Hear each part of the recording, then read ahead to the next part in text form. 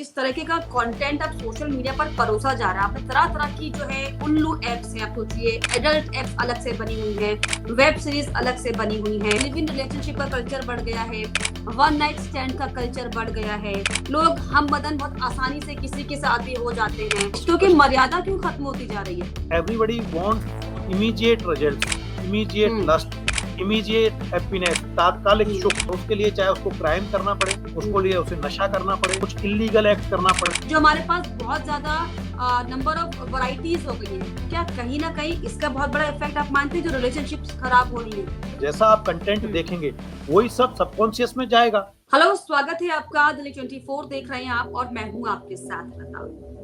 इन दिनों रिश्तों में इतना कॉम्प्लिकेशंस हैं कि समझना मुश्किल हो जाता है कि कौन किसके रिश्ते में क्या लगता है। और क्योंकि जिस तरीके से जो तमाम हमारे पास एग्जाम्पल सामने आ रहे हैं, अब ये समझना और इस पर बात करना बहुत ज्यादा जरूरी है कि आखिर जो रिश्तों की मर्यादा है, जो रिश्तों की वैल्यू है, आखिर वो खत्म क्यों होते जा रहे हैं। और इसी पर बात करने के लिए मेरे साथ relationship counsellor doctor Pradeep Kumar ji जुड़ गए हैं। प्रदीप जी, बहुत बहुत स्वागत आपका। नमस्कार मैम। नमस्कार। बिल्कुल प्रदीप जी, जिस तरीके से आजकल जो रिश्तों का कल्चर हो गया है और जो मर्यादा तार हो रही है और तरह तरह के रिलेशनशिप जो है आजकल सामने आ रहे हैं, सबसे पहले आपका क्या इस पर पॉइंट ऑफ व्यू है कि आजकल जो चीजें सामने आती है अलग अलग तरह की, क्या इस पर एक रिलेशनशिप काउंसलर सोचता है? आज के समय के हिसाब से आपका प्रश्न बहुत प्रासंगिक है और एज ए रिलेशनशिप काउंसलर मैं ये कहना चाहूंगा कि ये कोई नया प्रश्न नहीं है। बस अब इस पे हम विचार करने लगे हैं और पहले इस पे हम विचार नहीं करते थे। जैसे पानी के नीचे आइस वर्ग होता है कि दिखता नहीं है, पर सतह पर जरा सी आइस हमें दिखती है जो समुद्र में तैरती रहती है। इसी तरीके से मेंटल हेल्थ है, रिलेशनशिप के आजकल के इशू हैं। बस ये है कि अब वो तेजी से मुखर होकर के समाज के सामने आने लगे हैं और पहले वो फैमिली के अंदर मेल डोमिनेंसी सोसाइटी में वो दब जाते थे और इस वजह से अभी हम उन चीजों को नोटिस करने लगे हैं। तो निश्चित रूप से मेंटल हेल्थ बहुत तेजी से उभर के आई है और सोसाइटी को इस तरफ बहुत तेजी से ध्यान देना होगा। जिस हिसाब से आज की जो कल्चर है उसके अकॉर्डिंग आने वाली जनरेशन्स को यदि हमें सस्टेन करना है एक हेल्दी रिलेशनशिप के साथ, तो हमें मेंटल हेल्थ पे बहुत तेजी से ध्यान देना होगा। जी प्रदीप जी, तरह तरह के रिलेशन भी आप देख रहे होंगे कि आजकल तो ऐसी खबरें आती कि जिसको सुनकर हालांकि मन तो आहत होता है लेकिन हंसी बहुत ज्यादा आती है। सास जमात के साथ फरार हो गई, दादी पोते के साथ जो है शादी कर रही है, प्यार में है। ये इस तरह की चीजों को क्या किसी मेंटल डिसेबिलिटी के तौर पर लिया जाए या फिर एक नया कल्चर हो गया है कि आपको जो मनाया वो कीजिए? देखिए, इस पे तो व्यक्तिगत रूप से कोई टिप्पणी क्या की जाए, पर निश्चित रूप से ये एक बहुत गहरा प्रश्न है कि जब बोए बीज बबूल का, है ना, तो आम कहाँ से होए। तो वो वाली चीज है। जब संस्कार बचपन में हम क्या सिखा रहे हैं बच्चे को, डायरेक्टली इनडायरेक्टली वो क्या सीख रहा है, क्या देख रहा है। सिंगल पेरेंटिंग है, जॉइंट फैमिली में पेरेंटिंग है, मल्टीपल फैक्टर्स आर इन्वॉल्व। ये कोई सिंपल क्वेश्चन नहीं है। लेकिन प्रदीप जी, बच्चे तो आप छोड़ दीजिए, अभी जो मामले रिसेंट सामने है बुजुर्गों के सामने आ रहे हैं, आप सोचिए। तो ये तो मतलब समझना ही मुश्किल हो जा रहा है कि रिलेशनशिप कहाँ जा रही है आजकल लोगों की। रिश्तों की मर्यादा क्यों खत्म होती जा रही है? कि जब अपन बीज जिस चीज का बोएंगे तो मतलब बचपन से जो हमें संस्कार हैं, कल्चर है ना, ट्रेडिशन है, जो हम देख रहे हैं सराउंडिंग्स में, जब हमारा ब्रेन नर्चर कर रहा है एज ए साइकोलॉजिस्ट, जब हमारा ब्रेन नर्चर कर रहा है उस समय हम क्या वाइब्रेशन गेट थ्रू कर रहे हैं, तो हम वही रेस्पॉन्ड करेंगे। तो हमें उस रिश्ते की सेंसिटिविटी कि ये मेरी रिलेशन में मेरी मदर इन लॉ है, जैसा कि अभी आपने प्रश्न किया कि दादी पोता है, तो जो रिश्ते का जो डिमार्केशन है जो पहले होता था, देखिए फिर तो जंगल में और एक ह्यूमन सोसाइटी में कोई फर्क ही नहीं बचेगा। एग्जैक्टली। ये तो हमारी एथिकल बॉन्डिंग है जो हमने एक लाइन बनाई हुई है कि भाई this is the abundance line, कि जो हमारे रिश्तों को बनाए रखती है। और रिश्ते से ज्यादा समाज को सुसंकृत बनाने के लिए, समाज को एक सूत्र में पिरोने के लिए ये एथिकल लाइन बहुत जरूरी है। जिस दिन ये एथिकल लाइन टूट जाएगी उस दिन समाज खत्म हो जाएगा। जंगल में और क्या फर्क है? जंगल में क्या होता है, कोई भी जानवर बस दो ही है, वहाँ दो ही नेचर काम करते हैं, मेल और फीमेल, वहाँ कोई रिलेशन काम नहीं करता है। We are in human society. तो जब ये संस्कार, तो एक तरीके से हम जंगल की तरफ जा रहे हैं। तो प्रदीप, जिस तरीके से आपने कहा कि जंगल में सिर्फ मेल और फीमेल काम करते हैं और उनके पास सिर्फ एक ही जो है कॉन्सेप्ट होता है, प्रजनन करना। वो सिर्फ चीजों को समझते नहीं है, वो उस प्रोसेस को सिर्फ चलाते हैं। अब वही प्रोसेस क्या अब जो मानव जाति है उसमें आपको दिख रहा है, और इसके क्या कॉन्सिक्वेंसेस है, ये जो हम लोग सोशल मीडिया के जमाने में जी रहे हैं, आजकल लिव इन जो रिलेशनशिप है उसका जो कल्चर बहुत ज्यादा बढ़ गया है, चीजें जो अब खुल गई हैं, क्या उनकी वजह से अब लोगों का ध्यान सिर्फ एक ही जगह पर हो चुका है, सिर्फ एंजॉय करना है, आप मर्यादाओं को भूल जाइए, आप एथिक्स को भूल जाइए। आपने कहा एक लाइन जो एथिक्स की होनी चाहिए, जो होती है, जो घरों में हम सबको सिखाया जाता है, लेकिन अब तो बियॉन्ड द लाइन जा रही चीजें, तब आप एक्सपेक्ट नहीं कर सकते, अनएक्सपेक्टेड। देखिए, इसको हम लस्ट बोलेंगे, है ना। हाँ। ये तात्कालिक सुख है या लस्ट है, ये इंसान को अपनी जो 5 सेंस ऑर्गन्स होते हैं, है ना, क्योंकि कंट्रोल हमारे से खत्म हो गया, क्योंकि जो डिमार्केशन लाइन है, एथिकल बॉन्ड की जो डिमार्केशन लाइन है, जो हमारे पूर्वजों ने, हमारे पेरेंट्स ने हमको सिखाया, हमें अपनी ये हमारा दायित्व है कि हम उस डिमार्केशन को अपनी नेक्स्ट जनरेशन को भी बताएं। कैसे सीखेगी? ये मेरी बुआ जी हैं, ये मेरी ताई जी हैं, तो there is some demarcation of the society, उसी से ये सृष्टि और ये समाज सभ्य समाज चल रहा है। ऐसे में हालांकि आपने लस्ट का जिक्र किया, ये लस्ट जैसी चीजें दिमाग में कैसे आती हैं? क्या इसके पीछे आपको लगता है कि सेक्स एजुकेशन पर बात अब होनी चाहिए इसमें? हाँ, देखिए, क्योंकि कई बार बच्चों को जिन चीजों के लिए रोका जाता है वो उन चीजों के लिए प्रोवोक होते हैं, उन्हें पता ही नहीं उसके क्या प्रॉस एंड कॉन्स हैं एक्चुअली। देखिए, इन चीजों के लिए कोई एक फैक्टर जिम्मेदार नहीं है। पेरेंट्स का ओवर बिजी होना, बच्चों को संस्कारित एथिकल वैल्यूज, है ना, फिलोसॉफिकल नॉलेज, है ना, कि why we are in this world, what is the sexual knowledge, बच्चों को किस एज पर क्या नॉलेज उनको देना है, सही समय पर प्रॉपर पेरेंटिंग। सबसे, मैं बच्चों की दोष नहीं, बच्चे तो चलो, क्योंकि देखिए जब अपन किसी इंसान को वही कुछ सिखाएंगे तो वो वही सिर्फ रिफ्लेक्ट करेगा जो उसको बचपन में, जब उसका ब्रेन डेवलप हो रहा है, उस समय जो वो सीख रहा है जाने अनजाने में। उसने अपने पेरेंट्स को इस तरीके से देखा कि पेरेंट्स की क्या सिचुएशन है, मेरे फादर क्या कर रहे हैं, मदर क्या कर रही है, ठीक है, तो वो बच्चा उससे 10 गुना ज्यादा करेगा। यदि आप बच्चे को प्रॉपर टाइम पर संस्कार दोगे तो निश्चित रूप से, क्योंकि जैसा हमारे पेरेंट्स ने हमको दिया, हमारे पेरेंट्स को उनके पेरेंट्स ने दिया, तो एक सोसाइटी का एक डेकोरम चला आ रहा है एथिकल बॉन्ड से, और उसी से ही सोसाइटी चल रही है। अब हालांकि बड़ी बात प्रदीप जी आप ये कह रहे हैं, क्योंकि पेरेंटिंग इज मोस्ट इम्पोर्टेंट, और इसलिए हम ये कहते हैं कि घर हमारी प्रथम पाठशाला होती है, और जो पेरेंट्स है वो पूरी कोशिश भी करते हैं कि बच्चे को जो है एक अच्छी शिक्षा दी जाए ताकि उसके जीवन में वो मार्गदर्शन के तौर पर काम करे। लेकिन हम कई ऐसे केसेस देखते हैं जहाँ पर रेप के केसेस हो गए, आपने श्रद्धा आफ्ताब का केस सुना होगा, मतलब ऐसा कौन ही सिखाता होगा अपने बच्चों को? आप सोचिए, तो कहीं से तो ये बच्चे इन्फ्लुएंस होते हैं, कहीं से तो एक इन्फ्लुएंस जैसी चीज होती है। कहीं ना कहीं देखिए इग्नोरेंस जरूर क्योंकि बैड थिंग हमें ज्यादा अट्रैक्ट करती है हमेशा। देखिए हमारा सबकॉन्शियस, जब आप इसमें डेप्थ में जाएंगे तो निश्चित रूप से हम we are cycled for negative things. हमारा सबकॉन्शियस जो ब्रेन है वो नेगेटिव चीज को ज्यादा अट्रैक्ट करता है, ये ह्यूमन नेचर है, ये फैक्ट है। पॉजिटिव चीज को वो इतना, आप कहेंगे कि हम पढ़ेंगे तो ये बनेंगे, हम ये करोगे तो बेटा आप ये बनो, तो पॉजिटिव रिवॉर्ड्स को ब्रेन इतनी जल्दी ग्रैस्प नहीं करता जितना जल्दी से, तेजी से जो साइकोलॉजिकल अट्रैक्शन फील होता है वो नेगेटिव चीज के प्रति बहुत जल्दी होता है। This is psychological fact. तो यही सब एथिकल बॉन्ड्स हैं जो प्रॉपर टाइम पर, एक सर्टेन एज होती है जहां ब्रेन का वो सब सेगमेंट डेवलप हो रहा होता है। आज because of this over busy life and home culture, जहाँ पेरेंट्स बहुत ज्यादा बिजी हैं, फादर बिजी हैं, उनको बच्चे से बात करने के लिए समय नहीं है, मदर उनसे ज्यादा एक्स्ट्रा ऑर्डिनरी बिजी है, ठीक है, everyone is so busy, everyone एक डाइनिंग टेबल पे घर के 5 लोग।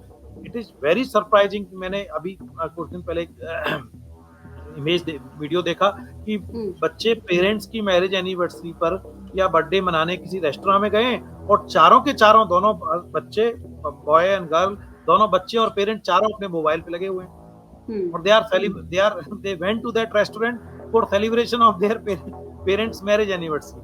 तो और चारों के चारों जब तक ऑर्डर सर्व हुआ उससे पहले भी और उसके बाद भी they all are busy। Culture क्यों चेंज हो रहा है? मतलब ये जो कल्चर, जो चीजें हो गई हैं, हालांकि हम आगे भी बढ़ रहे हैं, हम बेटरमेंट भी लाइफ में देख रहे हैं, लेकिन हम कई चीजों को पीछे छोड़ भी रहे हैं। तो क्या इसका इफेक्ट ये है कि इस तरह की चीजें बहुत ही गरीब चीजें सामने आती हैं? अभी क्या हुआ है इसका सबसे वन, अगर मैं ये आंसर, हालांकि इसका बहुत लंबा है, पर अगर मैं वन लाइन में आंसर करूं, everybody wants immediate results, immediate lust, immediate happiness, तात्कालिक सुख। मतलब वो उस हैप्पीनेस को खोना नहीं चाहता है, उसके लिए चाहे उसको क्राइम करना पड़े, उसको लिए उसे नशा करना पड़े, उसे उसे कुछ इलीगल एक्ट करना पड़े। इवन देन जब आप एक एथिकल, कल तक जिसके साथ आपके साथ फेरे हुए, जो हमारे हिंदू संस्कार में होता है ना, शादी हुई है, और ऐसा क्या हो जाता है कि 5 महीने बाद, 7 महीने बाद आप अपने बॉयफ्रेंड के साथ, मतलब इवन देन उस बंदे का मर्डर तक करने को आप तैयार हो जाते हो।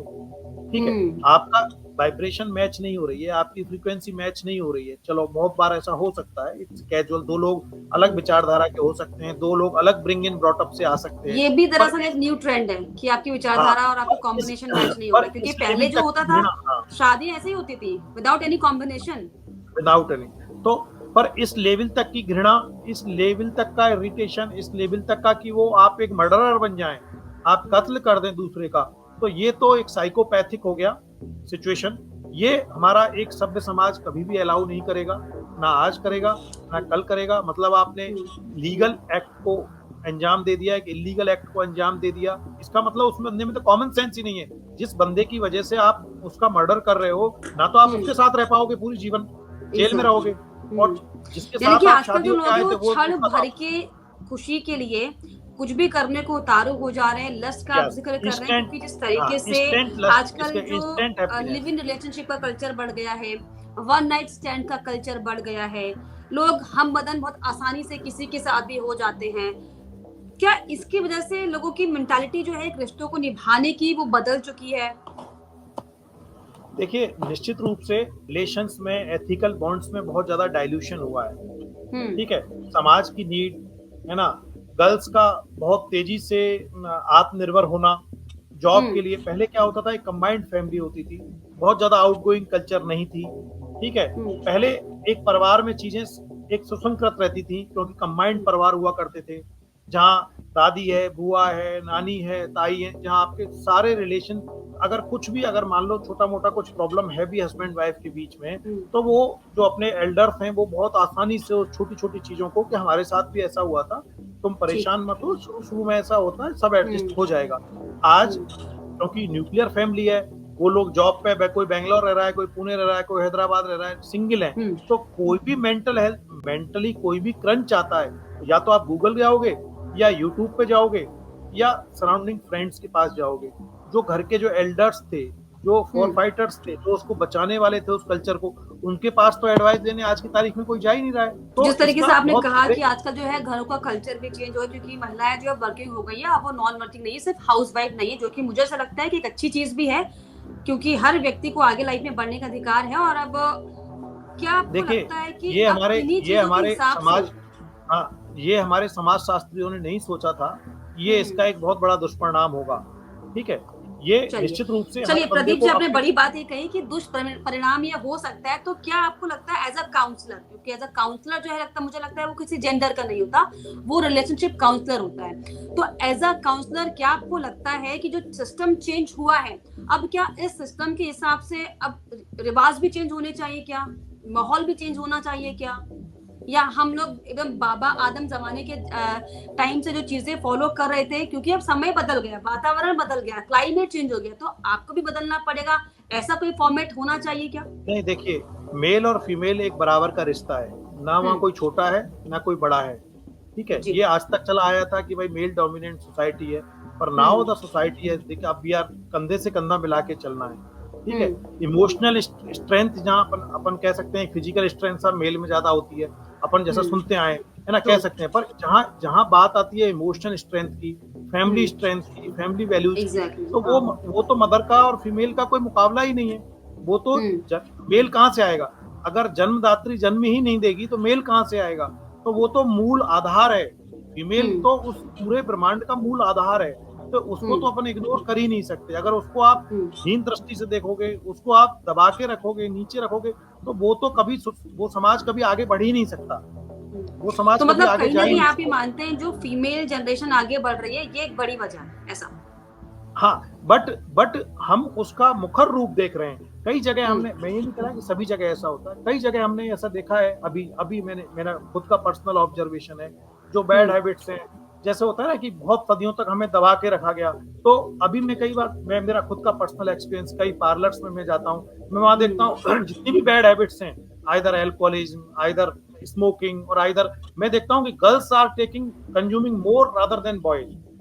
It is my personal observation कि girls are taking more rather तो than कहीं boys. प्रदीप जी ऐसा तो नहीं है कि हालांकि चीजें बहुत पहले से ही हो रही थी, लेकिन अब क्योंकि महिलाएं भी खुलकर कर रही हैं, वही गलतियां पुरुष भी कर रहा था, उस पर किसी ने फोकस नहीं किया, लेकिन महिलाओं पर जो है लोगों ने फोकस करना शुरू कर दिया, क्योंकि उन्हें सिर्फ सम्मान देना है, समानता नहीं देनी है। तो ये वाला फैक्टर तो काम नहीं करता पर ये कौन सा, नहीं, पर ये कौन सा तरीका है रिवेंज, एक तरीके से साइकोलॉजिकल रिवेंज बोलेंगे हम इसको, ये कौन सा तरीका है साइकोलॉजिकल कि हमें दबा के रखा गया, हमें इतने सालों तक हम अपने आप को एक्सपोज नहीं कर सकते थे। केसेस मार पीट के, जलाने के, दहेज उत्पीड़न के केसेस कहां से आए, ये बताइए फिर। बिल्कुल, वो तो मेल काउंसलर, आपके पास तमाम मामले ऐसे आते होंगे।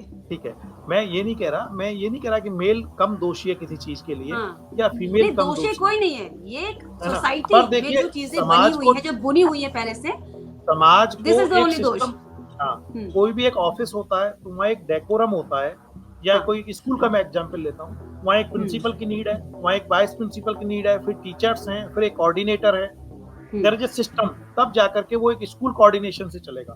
ठीक है, यदि टीचर प्रिंसिपल का काम करने लग जाए, और प्रिंसिपल कर सकता है, प्रिंसिपल टीचर का काम करने लग जाए और कोऑर्डिनेटर प्रिंसिपल बन जाए, तो सारा मिसमैच हो जाएगा पूरा।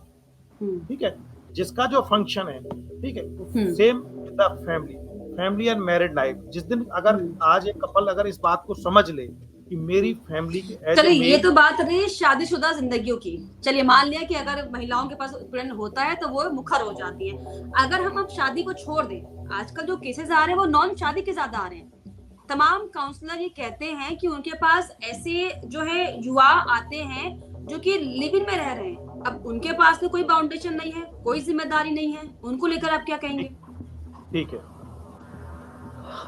देखिए बायोलॉजिकली अगर अपन बात करें तो 18, इसीलिए गवर्नमेंट ने 18 और 21 मैरिज की जो एज है मैरिज की, वो इसीलिए रखी है कि हर, और आज से पहले अगर आपको 50 ईयर और 100 ईयर पहले अगर आप जाएंगे तो आप देखेंगे कि पहले जैसे ही एडल्ट एज में अपन आते थे तो हमारे पेरेंट्स और उनके पेरेंट्स की शादियां हो जाया करती थी, तो उसके पीछे सर्टेन कुछ बायोलॉजिकल रीजंस थे, वो ऐसे हवा में नहीं हो जाता था।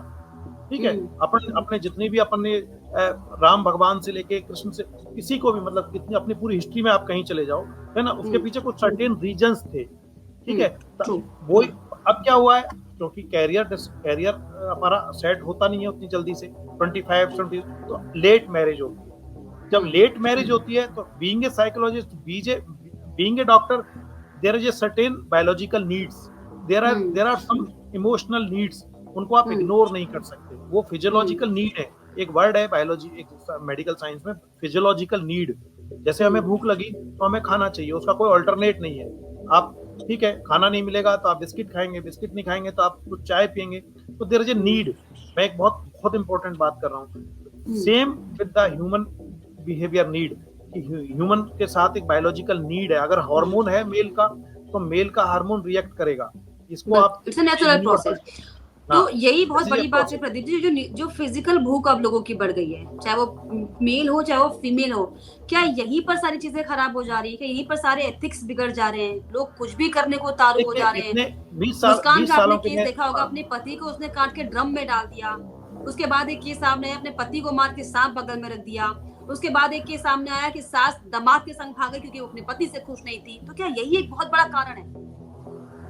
देखिए कहीं ना कहीं, देखिए कोई एक सिंगल कारण इसके पीछे इन्वॉल्व नहीं है, पर हाँ, फास्ट जो लस्ट हमें चाहिए, जो ग्रेटिफिकेशन, जो संतुष्टि, मतलब जो 5 सेंस ऑर्गन्स की जो संतुष्टि है, वो ऐसा सोचते हैं, क्योंकि एथिकल वैल्यूज बिल्कुल जीरो हो गई। अगर एथिकल वैल्यू का संस्कार कहीं होता रूट में कहीं भी, तो ये सब चीजें नहीं होती। जो एग्जाम्पल आप दे रहे हो, मैं उनका आंसर कर रहा हूँ, है ना।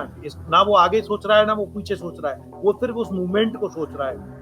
ठीक है, और वहाँ 110% वहाँ। लेकिन ये आया कहाँ से? घरों की बात आपने की, घरों में तो कोई भी पेरेंट्स, मुझे नहीं लगता कि इस तरह की कोई सीख देते होंगे कि आप एकदम जवान हो जाइए और अभी सब काम कीजिए। घरों में तो तहजीब में रहिए, मर्यादा में रहिए, और वो खुद रहते हैं। ऐसा नहीं है, कहाँ से आपने जो कहा, कई जगह कल्चर बहुत, सॉरी टू से, कि कई जगह घरों में भी माहौल अच्छा नहीं है, है ना, फादर बच्चों के सामने आ रहे हैं, अल्कोहल इंटॉक्सिकेटेड हैं, है ना, मतलब जो हम देखते हैं किसी और घर में मदर है किसी और लेडी से बात कर रहे हैं, जाने अनजाने में इनडायरेक्टली आप अपनी बच्चों को क्या मैसेज, होते हैं। हाँ, जाने अनजाने में सबकॉन्शियसली आप अपने बच्चों को क्या मैसेज दे रहे हो, है ना, तो दैट ऑल इनडायरेक्टली, डायरेक्टली नहीं, indirectly that all message is going to be transfer. जो बच्चे ऑब्जर्व कर रहे हैं उन्हीं चीज को फॉलो कर रहे हैं आगे। यस, ये सिंगल रीजन नहीं है, आप कोई भी वेब सीरीज उठा के देख लीजिए, आज हर बच्चे के पास मोबाइल है, वो मर्जी आए जैसा कंटेंट वो देख सकता है, हर वेब सीरीज में यही सब कुछ दिखाया तो गया क्या है। प्रदीप जी आप इसको दोषी मानते हैं क्या, जिस तरीके का कंटेंट अब सोशल मीडिया पर परोसा जा रहा है, आपने तरह तरह की जो है उल्लू एप्स हैं, आप सोचिए एडल्ट एप्स अलग से बनी हुई हैं, वेब सीरीज अलग से बनी हुई हैं, यूट्यूब में आप जो चाहें वो देख सकते हैं, तो ये जो विस्तार हो गया है आईटी क्षेत्र का, जो हमारे पास बहुत ज्यादा नंबर ऑफ वैरायटीज हो गई है, क्या कहीं ना कहीं इसका बहुत बड़ा इफेक्ट आप मानते हैं जो रिलेशनशिप्स खराब हो रही है? मैम 110% इसका रिलेशन है, 100, जैसा आप कंटेंट देखेंगे वही सब सबकॉन्शियस में जाएगा, क्योंकि अकेले इंसान अपने फोन में क्या देख रहा है इस पर किसी का कंट्रोल नहीं है, आप कुछ तो भी देख सकते हैं, आप कुछ भी सोच सकते हैं। उसके लिए हमें सेल्फ कंट्रोल डेवलप करना पड़ेगा ना, वो आएगा एथिकल वैल्यूज से, संस्कार से। तो रूट मैं बार बार उसी पॉइंट पे आ रहा हूँ, सेल्फ कंट्रोल नाम की कोई चीज बची है आज की डेट में? यस, तो जब तक सेल्फ कंट्रोल को, एथिकल वैल्यूज को हम अपने एजुकेशन सिस्टम में, पेरेंटिंग सिस्टम में अगर जब तक नहीं शामिल करेंगे और यही सब परोसते रहेंगे, नहीं ये तो आपने एक अच्छी सी और चल रही है बात और कह दी, फिजिकल रिलेशन का ओपन सीन आ रहा है, और चाहे हम होंगे, हम भी आने वाली पीढ़ी को यही समझाएंगे कि बेटा गलत मत करना, क्योंकि जिसके पास जितनी समझ होगी वो उस हिसाब से समझाएगा। लेकिन क्या आपको लगता है कि अब कुछ सिस्टम में चेंज होना चाहिए, सोसाइटी में कुछ चेंजेस होने चाहिए, क्योंकि ऐसे तो काम नहीं चल रहा, ऐसे तो चीजें बढ़ ही रही हैं। एज अ काउंसलर आपको क्या लगता है इस मैटर पर? देखिए इसका सुपरफिशियली हम बाहर से चीजों को करेंगे, कुछ नहीं होने वाला। जब तक डीपली रूटेड, पेड़ की जड़ में पानी देना होगा, पत्तियों को पानी देने से कुछ नहीं होने वाला। मूल रूप से बच्चा, जब मैं बार बार सब कॉन्शियस ब्रेन जब उसका डेवलप हो रहा है, एज ए डॉक्टर मैं आपको यही कहूंगा, ये सब कॉन्शियस ब्रेन में बेटा ये काम मत कीजिए, गलत है, खुलापन। जैसे आपने कहा, हालांकि ये जो बातें आपने कही प्रदीप जी की घर के माहौल से बच्चे इफेक्ट होते हैं, जो उनका सब कॉन्शियस माइंड है वो जो देखते हैं सराउंडिंग्स में उसी को ऑब्जर्व करते हैं। और अक्सर आजकल हम ये देखते हैं घरों में, क्योंकि आज की जो है नई पीढ़ी है वो ये चाहती है कि हमने प्रेशर में जीवन काटा, लेकिन हमारे आने वाली पीढ़ी प्रेशर में ना जिए, वो बहुत खुले माहौल में जिए, और इसी वजह से क्या हम गलत कदम कहीं ना कहीं उठा रहे हैं। तो मेरा सवाल आपसे ये है प्रदीप जी, तो जो खुला माहौल हम बच्चों को दे रहे हैं, उस खुले माहौल की भी एक सही परिभाषा होनी चाहिए कि हमें किस खुले माहौल में बच्चे को एकदम छूट देनी है और किस खुले माहौल में उसको डांटना है। हर चीज की बाउंड्रीज सेट होनी चाहिए। आपको बदल सकते हो, सामने वाले का थॉट नहीं बदल सकते। अब आप कहते हैं, आज की एक नारी कहती है मैं छोटे, why I can't wear a short dresses, ठीक है, बिल्कुल ठीक है, legally you are right, constitution आपको आजादी देता है, हम उस चीज के खिलाफ नहीं है, पर आप उन विभक्त पोजीशंस का क्या करोगे? हर बंदे के साथ तो पुलिस नहीं लग सकती ना, कि आप शॉर्टेस्ट से शॉर्टेस्ट कपड़े पहन करके every place everywhere if you will go, तो you never know. Pradeep ji वैसे है तो आप काउंसलर, लेकिन आपकी जो फोकस है वो मुझे लगता है पूरी फीमेल्स को लेकर है। शॉर्ट ड्रेसेस नहीं पहन सकते, आप वर्किंग नहीं हो सकते, मतलब नहीं, ये कंसर्न हो सकता है, लेकिन क्या सोसाइटी को नहीं बदलना चाहिए इस विषय में? मैं सॉल्यूशन की तरफ जा रहा हूँ, अब देखिए आप, मैंने कहा ना, ethically you are right, constitutionally you are right, legally you are right, you can wear shortest dress, ठीक है, पहन सकते हो। फिर क्राइम हो गया, अब आप सोचिए, अब क्राइम हो गया तो अब नहीं, तो आप उसकी वजह कपड़ों को नहीं दे सकते ना, आप उसके सोच को वजह दीजिएगा। अच्छा चलिए, आपने लड़कियों का शॉर्ट ड्रेस पहनते हैं, छोटी सी बच्ची, नवजात बच्ची के साथ रेप हो जाता है, उसमें उन्हें क्या दिखा? नहीं, पर मेरी बात, तो ये तो एक सोच का प्रॉब्लम है ना। उस सोच को कैसे बदलोगे? इंस्टेंट कैसे बदलोगे? वही मैं एज अ काउंसलर आपसे जानना चाहती हूँ, उस सोच को आप कैसे बदलेंगे? उसी की जब संस्कार को ही नहीं बदलेंगे, रूट से बच्चों को जो एजुकेशन में नहीं सिखाया जाएगा, बहुत रूट से, जब उसका ब्रेन डेवलप हो रहा है, जब वो सोच रहा है। एक बात सोचिए कि आज पहलगाम में जिस तरीके से कोल्ड ब्लडेड उन्होंने मर्डर किए पहलगाम में, जैसे कि अभी रिसेंटली घटना हुई है, तो उनको तो कोई फर्क ही नहीं पड़ रहा कि वो भी एक आतंकी सोच है। आप सोचिए, मतलब वो भी एक तरह का रिलेशनशिप है। पहलगाम में जो हमला कर दिया, मैं आपको बात बता रहा हूँ, आप समझिए, मनोवैज्ञानिक दृष्टि से बात को समझिए, hmm they are very cold blooded, मतलब उनके कोई कोई फर्क ही नहीं पड़ रहा। They are so well trained hot blooded, mentally, हाँ। Mentally they are so boost, they so strong कि उनको कोई आपको फर्क सिर्फ नहीं पड़ फ्रेम में रहा। दिख रहा है, हाँ। वो गोली मारने के बाद डेड बॉडी के साथ सेल्फी खिंचा रहे हैं कपड़े बदल के, मतलब दे आर वेरी कूल। हाँ, जो हम टारगेट लेके आए हैं उनको इस चीज से कोई फर्क नहीं पड़ने वाला कि सामने वाले को हमने मार दिया, किसी की पूरी फैमिली, पूरी दुनिया बर्बाद कर दी। एग्जैक्टली। ठीक है, तो that is the mind set, that is the mind ये सेट। जो अपसेंस माइंड लोगों का हो गया है, पहलगाम का जिक्र आपने किया, पहलगाम में जिस तरीके से जो ये घटना, नृशंस हत्या हुई, ये भी किस तरह की सोच है? इससे पहले हम जो रिलेशनशिप के मामले सुनते हैं, चाहे वो श्रद्धा का केस हो, चाहे मुस्कान का केस हो, चाहे तमाम अन्य मामले, वो भी एक सोच है। तो ये सोच, हालांकि आप ये कह रहे हैं कि परिवार से डेवलप जरूर होती है, लेकिन क्या इसका कोई रास्ता नहीं है क्या इसको, कि कैसे इसको शॉर्ट आउट किया देखिए, जाए? हम मतलब केवल टीवी पे आके वार्ता करते रहे, देखिए गवर्नमेंट भी टीवी पे आकर के ये सब वार्ता करती रहेगी, हम भी ये कहेंगे, इससे कुछ सॉल्यूशन होने वाला नहीं है। और ये मैं आपको बता दूं, ये केस दिन पर दिन बढ़ेंगे अगर यही सब बदलाव नहीं हुआ, है ना। हमने अपने एजुकेशन सिस्टम में, जिस समय ग्रोइंग हमारा ब्रेन है मेन बचपन का, पॉइंट एजुकेशन सिस्टम, हाँ, है ना, हमने अगर एजुकेशन सिस्टम को अगर नहीं चेंज किया, उसमें संस्कारित एथिकल वैल्यूज नहीं डाली, जो आपने कहा ना कि आप छोटे कपड़ों को आप दोष दे रहे हो, अरे छोटे कपड़ों को दोष के प्रति जो सेंसिटाइजेशन है कि भाई मेल और female are equal, all can wear each and everything, तो ये जो संस्कार है, जब उसका ब्रेन डेवलप हो रहा होता है छोटेपन में, सबकॉन्शियस ब्रेन में जब इंप्रेशंस आ रहे होते हैं, उस समय यदि हमने उसको नहीं डाला, ठीक है, जैसे आज मैं अगर कोई संस्कृत का मंत्र याद करता हूँ तो मुझे बहुत एफर्ट्स लगाने पड़ेंगे, क्योंकि मेरा वो टाइम निकल गया, ठीक है, तो मुझे ज्यादा एफर्ट। और एक छोटा बच्चा जो होता है 5वीं से 8वीं, 5 से 8 से 10 साल के बच्चा, वो बहुत जल्दी क्रेम कर लेता है, उस समय उसका ग्रोइंग वर्ड होता है, वो फट से उस मंत्र को रट लेगा, ठीक है, हम भी रट लेंगे, पर हमें एफर्ट्स डालने पड़ेंगे। डॉक्टर प्रदीप कुमार, जिनका हालांकि कहना है कि जो रिलेशनशिप में तरह तरह की जो बाधाएं आ रही हैं, जो कॉम्प्लिकेशंस आ रहे हैं, हालांकि वो कहीं ना कहीं बहुत ज्यादा मैटर करता है कि हमारे घर में किस तरह की सराउंडिंग्स हैं, हम क्या, कुछ हमारी जो अपब्रिंगिंग है, हम क्या देखकर जो है पले बड़े हुए हैं। लेकिन ऐसे में मुझे ऐसा लगता है कि अब जो है सिस्टम में भी बदलाव होना चाहिए, क्योंकि जो बाबा आदम जमाने से सोसाइटी के जो नॉर्म्स चलते आ रहे थे, अब उन्हें बदलना होगा ताकि लोगों की सोच बदले। आप नाउ यू कैन, हाँ, आप मुझे दिख रहे हैं जी। अब आखिर में सर मैं आपसे सवाल लेती हूँ कि एज अ काउंसलर, क्या आप लोग भी कुछ अवेयरनेस प्रोग्राम चलाते हैं, या किस तरीके से वर्क करते हैं जो ये चीजें बढ़ रही हैं इन पर कंट्रोल हो सके? हाँ, देखिए मैम, हम ऐसे एज सच अवेयरनेस तो एज सच तो हम केवल पॉडकास्ट है ना, यूट्यूब पे कुछ है, उस तरीके से ही हम लोगों को सेंसिटाइज करते हैं। बाकी एक हमारी वेबसाइट है guidemylife.in, है ना, जिसमें हम केवल रिलेशनशिप पे ही वर्क करते हैं। Very few people in India जो अभी उसमें हम बहुत अच्छे से काम कर रहे हैं कि आजकल प्री वेडिंग काउंसलिंग, लोग जन्म पत्री हॉरोस्कोप मिलाते हैं, और आज 7 दिन बाद, शादी के 7 दिन बाद हमारे पास काउंसलिंग आ जाती है। तो ऑलवेज भी एजुकेट द पीपल कि भाई आप बजाय हॉरोस्कोप मिलाने के, आप एक प्रॉपर साइंटिफिक वेडिंग काउंसलिंग, क्या प्री वेडिंग काउंसलिंग के लिए लोग आपके पास आते हैं, शादी के पहले की काउंसलिंग? नाउडेज आने किस तरह के उनके सवाल होते हैं? मैम, उनके सवाल ऐसे, जैसे एक अलग वर्क एंड कल्चर से एक लड़की आ रही है, एक अलग वर्क एंड कल्चर फॉर्म से लड़का आ रहा है, तो हमारी लाइफ किस तरीके से सस्टेन होगी, और हम किस तरीके, क्योंकि मैं एक बिल्कुल अलग कल्चर से हूँ, हस्बैंड बिल्कुल अलग कल्चर से है, एक चीज। और एक नई चीज, और हम अभी पिछले कुछ महीनों से मैं नोट कर रहा हूँ, जो हमारे पास बहुत तेजी से केस आने लगे हैं, कि आजकल सिंगल गर्ल जो है, पेरेंट्स का कॉल आता है कि सर मेरी बेटी शादी के लिए बिल्कुल भी तैयार नहीं है, या दोनों ही, आइदर मेरा बेटा शादी के लिए सर बिल्कुल भी तैयार नहीं है, एज 30 हो गई है, 32 हो गई है, 35 हो गई है।